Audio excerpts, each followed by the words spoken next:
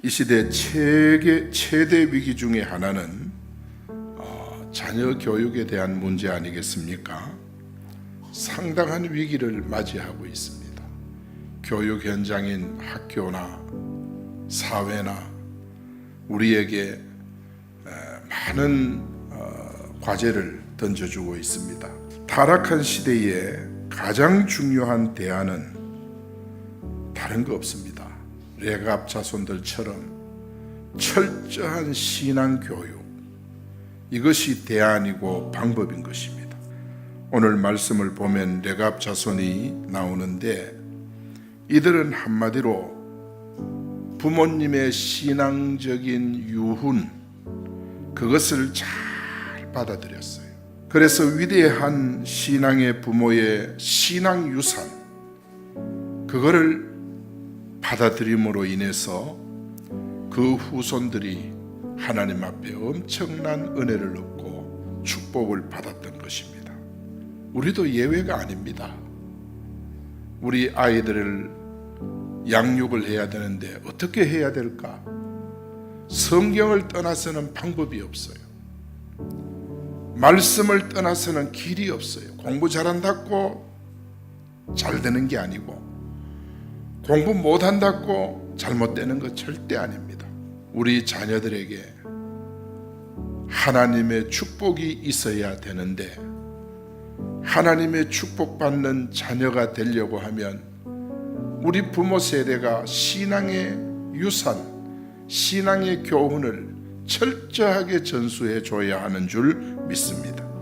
이것이 바로 오늘 레갑 자손의 모습이에요. 첫 번째는 뭐냐 하면 명한 대로 다 지켜 행했다 그랬어. 8절에서 10절에 보면 우리 선조 요나답이 우리에게 명령한 모든 말을 순종하여, 그 다음에 이어서 보면 명령한 대로 다 지켜 행하였노라. 하나님의 말씀을 지켜 행했대요. 이 말씀은 뭐냐? 하나님의 말씀을 지켜 순종하라. 성경 속에는 뭐가 있느냐? 구원의 길이 있습니다. 하나님께서 우리에게 구원의 길을 열어주셨는데 그분이 예수 그리스도십니다. 그 예수 그리스도가 인간을 망가뜨린 사단의 머리를 깨뜨렸고, 죄 문제를 완전 해결하셨고, 하나님 떠난 인간이 하나님 만나는 길을 활짝 열어주신 줄 믿습니다. 그 예수님을 마음속에 믿고 영접하고 입술로 고백하면 하나님의 자녀되는 길을 열어주신 줄 믿습니다. 사랑하는 여러분, 우리는 예수님을 믿음으로 하나님의 자녀가 되었고, 하나님의 자녀가 됨으로 우리는 일생 동안 예수 안에 살다가, 교회 안에 살다가 우리는 천국 가게 되는 줄 믿습니다. 교회 사명은 뭐냐? 지옥 갈 나의 형제 자매들을 천국 갈 수 있도록 예수님을 소개하고 예수의 복음을 전해서 하나님 백성 만드는 것이, 이게 교회 존재 사명입니다. 십자가가 폼으로 달린 게 아닙니다. 우리 손에 폼으로 성경책 들려진 거 아닙니다. 사명입니다. 그래서 우리가 들고 다니는 이 성경은 폼이 아니고 지켜 행하라, 지켜 행하라는 뜻입니다. 여기 명령한다고 하는 것은 명령을 줘서 보낸다. 선조가 자기 후손들에게 그냥 너희가 이렇게 살면 어떻겠냐, 이렇게 기납법식으로 타협한 것이 아니고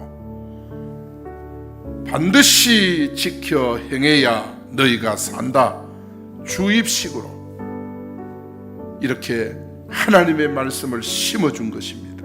요나답이 자기 후손들에게 세 가지를 주입시켰어요. 첫째는 뭐냐? 포도주를 마시지 말라. 이 말은 뭡니까? 세상에 취하지 말라, 세속에 취하지 말라. 두 번째는 뭐냐? 파종도 하지 마라. 이 말은 영적인 뜻이 있어요. 세상에 뿌리 내리지 말라. 그 다음에 세 번째는 뭐냐? 집도 짓지 말라. 땅에 소망을 두지 말라는 뜻입니다. 이 레갑 자손들은요, 조상 요나답의 명령을 한마디도 빠뜨리지 아니하고 그 명령을 그대로 다 지켜 행했던 것입니다.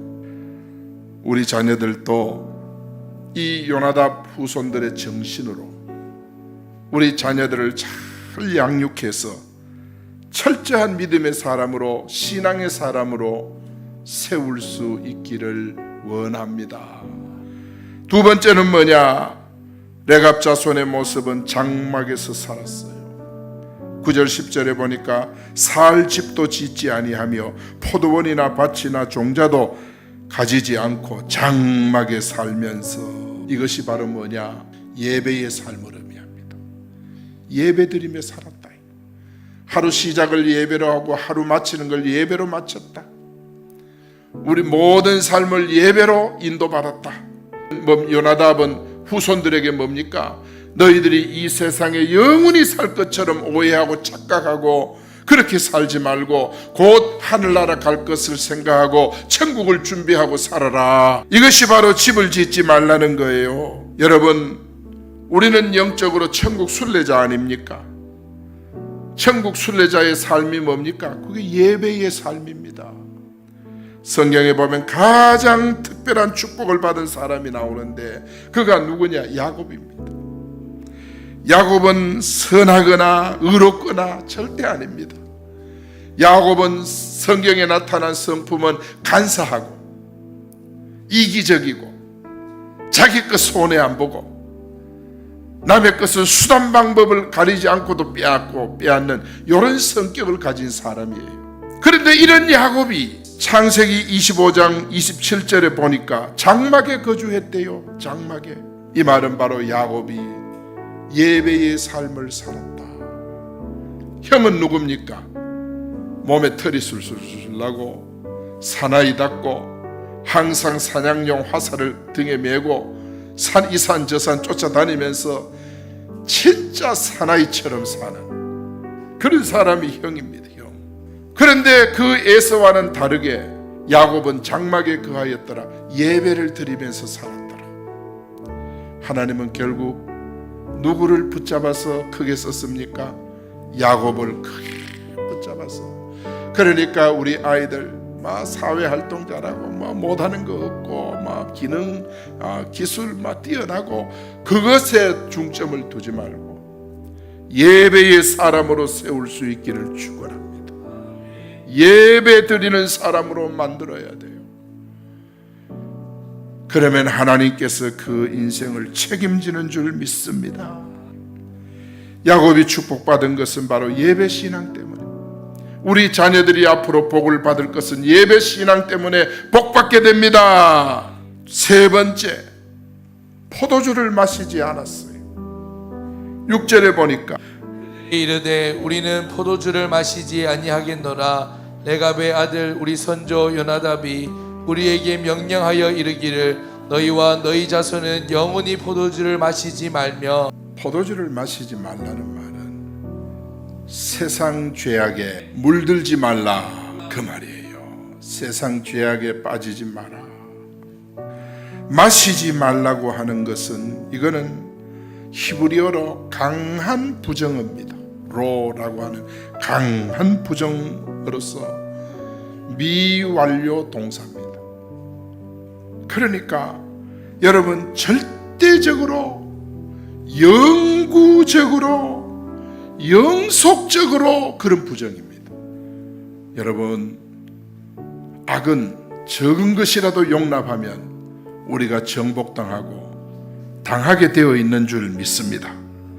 그래서 요나답은 자기 후손들에게 포도주를 마시지 마라, 어떤 경우에도 마시지 마라, 언제라도 마시지 마라, 조금이라도 용납해서는 안 된다, 강력하게 명령을 내린 것입니다.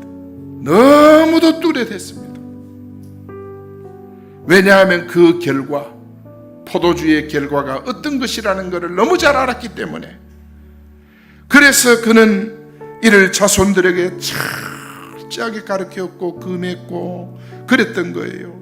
이 시대 급격한 세속화 물살을 우리는 바라보며 이 물살이 교회까지 넘실 이 교회까지 침투해 들어오고 있습니다. 소돔 고모라를 방불케 하는 시대. 이런 때에 우리는 이 교회의 복음으로 말씀으로 빗장을 단단히 탁 쳐서 교회가 정신을 차리고 있어야 술 취한 세상을 살릴 수 있습니다. 세상과 교회의 커트라인이 없으면 교회가 세상을 살릴 수 없습니다. 세상이 아무리 어두워도 교회가 빛을 가지고 있으면 세상을 밝힐 수 있지만은 교회도 빛이 꺼지면 세상을 살릴 수가 없고 빛의 사명을 감당할 수가 없는 줄 믿습니다. 레갑 자손의 모습은 첫째는 뭐였습니까? 말씀을 지키고 따르도록 양육했다. 두 번째는 따라합니다. 예배 신앙을 지키며 살도록 양육했다. 세 번째는 세상 죄악에 물들지 않도록 양육했다. 세 가지를 꼭 기억하세요. 우리 자녀들은 축복받을 정말 이유가 있습니다. 바로 여러분입니다. 우리 부모님이 있기 때문에 우리 자녀들은 축복받을 이유가 있습니다. 하나님의 사람으로 세워질 이유가 있는 줄 믿습니다.